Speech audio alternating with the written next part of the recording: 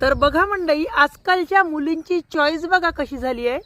बघा, स्वतःच्या मनाने जर लग्न केलं तर गरीबा घरी का असेना खूप चांगला संसार करतात मंडळी ते.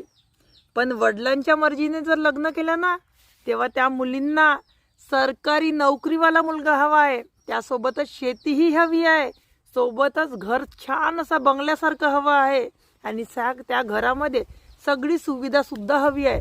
आणि हवं तर सासू सासरे नसले तर एकदम बरंच आहे त्यांना. अशी अपेक्षा आजकालच्या मुलींची होऊन गेली आहे. आणि जेव्हा स्वतःचं लग्न करता स्वतःच्या मनाने, तेव्हा एखाद्या याच्या घरी फाटक्याच्या घरी चालले गेला तरी ते स्वतःच्या मनाने केलं म्हणून ताटमानेने राहता. दुखलं की सुकलं दाखवता ताटमान आहे म्हणून. पण वडिलांच्या मर्जीने जर करायचं असलं ना तर एवढी अपेक्षा असते. काय करावं त्या वडिलांना.